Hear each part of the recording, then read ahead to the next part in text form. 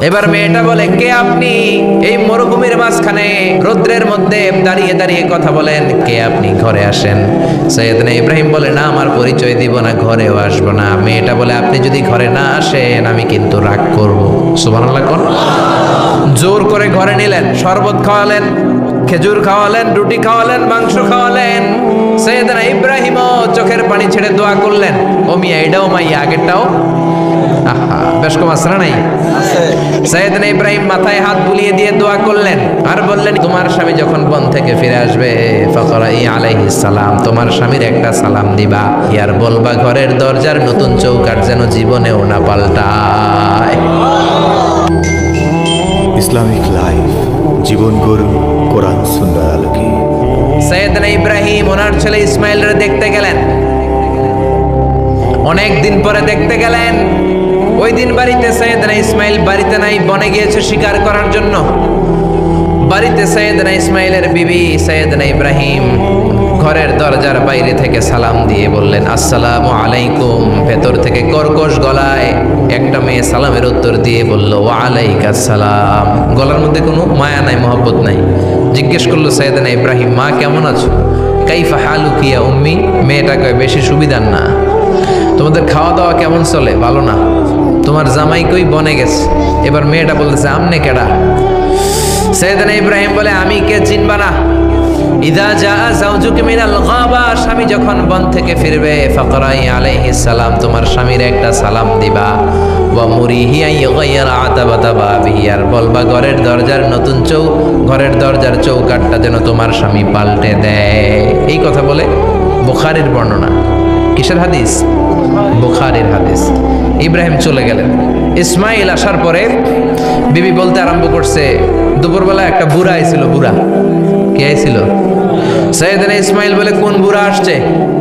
কি বলছে?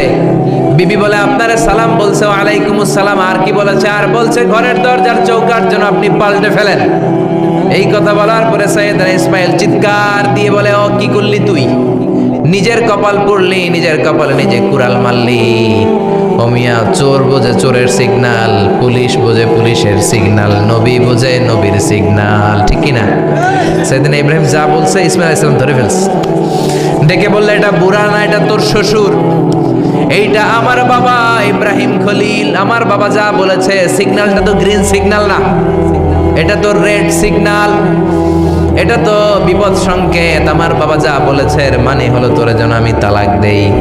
Gate out, get out, I divorce you. তোরে তালাক দিয়ে দিলাম, বাবার খুশির জন্য তালাক দিয়ে দিস। আপনার আব্বাও যদি আপনার বউরে এমনি তালাক দিয়ে ফেলতে বলে, দিবেন নাকি? আবার দিয়া ফেলেন, দিয়েন না, মুসিবত আছে। আপনার বাবাও বাবা, সৈয়দনা ইসমাইলের বাবা, ইব্রাহিমও বাবা, ঠিক কিনা? সৈয়দনা ইব্রাহিম মন গড়া কথা বলতেন না, আকাশ থেকে ওহী আসলে বলতেন। এই জন্য আপনার বাবা যদি বলে বউরে তালাক দিয়েন না, খবরদার, বাবারেও বুঝাইবেন, বউরেও বুঝাইবেন, ঘরে সংলাপ করবেন, সমঝোতা করবেন। আমাকে দুই নেত্রী সংলাপ করে না তো কি হয়েছে, আমরা সংলাপ করব, ঠিক কিনা? ঘরে ঘরে আমরা সংলাপ শুরু করব, মিলাই দিবেন, হ্যাঁ, বুঝাই দিবেন, বাবারও বুঝাবেন, বউরেও বুঝাবেন। তালাক দেওয়ার ইসলামী যে সিস্টেম, এটাকেও মেনটেন করলে পৃথিবীতে কোনো তালাকই থাকবে না। ডিভোর্স রেট একেবারে কমে যাবে। এখন ঘরে ঘরে তালাক, ঠিক কিনা?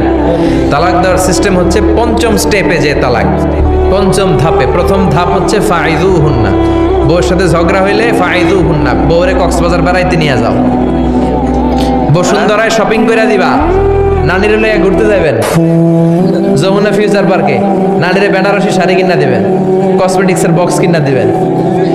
এই জন্য বললো ফাইদুহুন্না, বেপরদায় চললে ওয়াজ করবেন, নসিহত করবেন। এই জন্য বউয়ের সাথে যদি ঝগড়া হয় তালাক না, ইসলাম প্রথমে বলছে ফাইদুহুন্না, ওয়াজ করেন, বুঝান, ঘুরতে নিয়ে যান, শাড়ি কিনে দেন। এতেও যদি লাভ না হয়, ওয়াহজুরুহুন্না ফিল মাদাজি, বিছানা আলাদা করেন, বউ থাকবে এক ঘরে, আপনি থাকবেন আরেক ঘরে। হয়তো এই বিচ্ছেদের কারণে ভুল বোঝাবুঝি ভেঙে যাবে, স্ত্রী ফিরে আসবে, ঠিক কিনা? এতেও কাজ হয় না। তারপরে আল্লাহ বললেন ওয়াদ্রিবুহুন্না, এবার একটু শাসন করেন। ঘুরতে নিলেন, কাজ হয় না, শাড়ি কিনা দিলেন, কাজ হয় না, রোম আলাদা করলেন, এরপরও কাজ হয় না, এরপর ওয়াদ্রিবুহুন্না, শাসন করেন। অনেকে এটার অর্থ করে বউরে পিটাও না, পিটানো না। বিশ্বনবী কোনোদিন বউয়ের গায়ে হাত দেয় নাই, ঠিক কিনা? এই ওয়াদ্রিবুহুন্নার শাব্দিক অর্থ হলো পিটাও, কিন্তু পারিভাষিক অর্থ হলো স্ত্রীকে একটু শাসন করো। মুফাসসিররা এই আয়াতের তাফসীর করতে যে হয়রান হয়ে গেছে। অনেকে বলছে ছোট্ট কাঠি দিয়ে পিটাও, আর বলে এই কথা শোনো না কেন, দুইটা বাচ্চা হয়ে গেছে, 3টা সন্তান হয়েছে, এখন সংসার ভাঙতে চাও কেন? অনেক মুফাসসির বলে মেসওয়াক দিয়ে বাড়ি মারো আস্তে আস্তে। অনেক মুফাসসির কয় কোল বালিশ দিয়ে পিটাও যাতে হাত পা না ভাঙে, ঠিক কি না?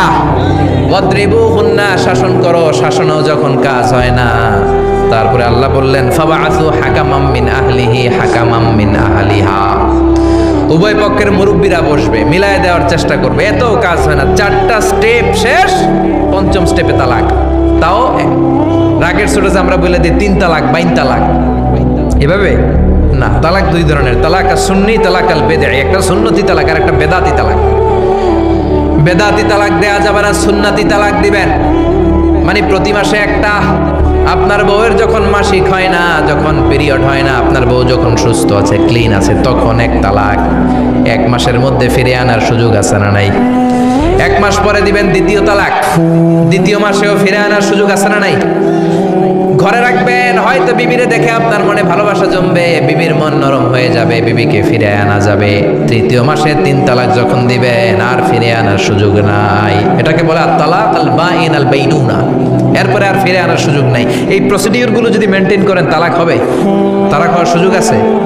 এজন্য এগুলো মেনটেন করে তালাক দিবেন, ডিভোর্স রেট কমে যাবে। ওমরে ফারুকের জামানায় এক লোক তার স্ত্রীকে 100 তালাক দিছে। কয় তালাক? এরকম ডাকাত বাংলাদেশও আছে না নাই? 100 তালাক দিছে। এখন ওয়াইফ যে ওমরে ফারুককে বিচার দিছে, ওমরে ফারুক বললো তোমার হাজবেন্ডকে ডেকে আনো। ডেকে আনা হলো, কিরে কয় তালাক দিছস? কয় 100 তালাক। দিবি 3 তালাক, 100 তালাক দিছস কেন? কয় মেজাজ গরম আছিল। ওমরে ফারুক বলে ঠিক আছে, বিচার হলো 3 তালাকে তোর বউ তালাক, বাকি 97 তালাক এখন তোর পিঠে পড়বে। সুবহানাল্লাহ পড়েন। এরকম যদি মাইট দেওয়া যেত জায়গা মতো, সব তালাক বন্ধ হয়ে যেত। চিল্লায় বলেন ঠিক কি না? এজন্য আপনার বাবা যদি বলে ও বাবা তোর বউরে তালাক দে, তালাক দিবেন না, বুঝাবেন। বাবারেও বুঝান, বউরেও বুঝান, বরকত দিবে কে? সাইয়েদনা ইব্রাহিম বললেন ঘরের দরজার চৌকাঠ পাল্টে ফেলো। মনে আছে ঘটনা? না ভুলে গেছেন বোধহয়। তালাক দিয়ে দিলেন বিবিকে।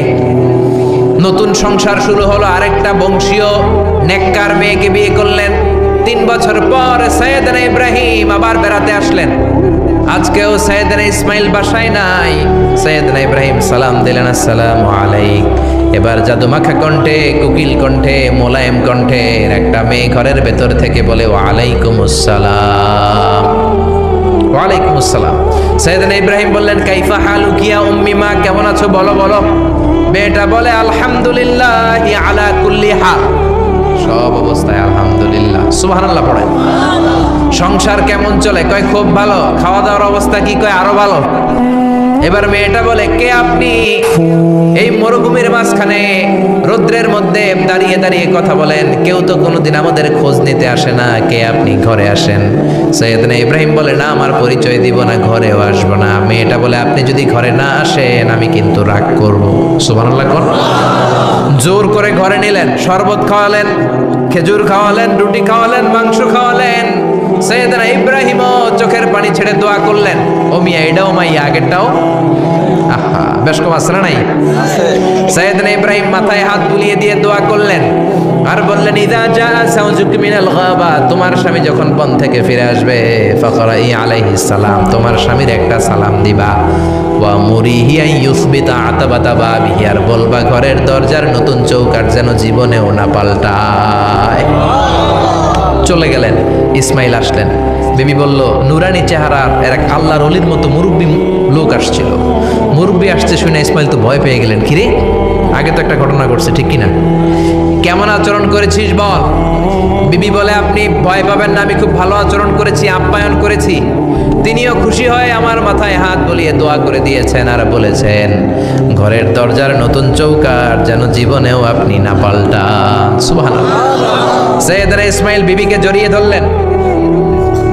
বিবিকে জড়িয়ে ধরে বললেন ও বিবি, তুই তো পরীক্ষায় গোল্ডেন এ প্লাস। কি এ প্লাস? যেই মুরব্বী লোকটা এসেছিল সাধারণ কোনো মানুষ নয়, তোমার শ্বশুর আমার বাবা ইব্রাহিম খালিল। আমার বাবা যেই কথা বলে গিয়েছেন, যে ইঙ্গিত দিয়েছেন, এটা তো গ্রিন সিগন্যাল। আমার বাবা বলেছেন তোমার যেন কোনোদিন তালাক না দেই, তোমার যেন ছেড়ে না দেই।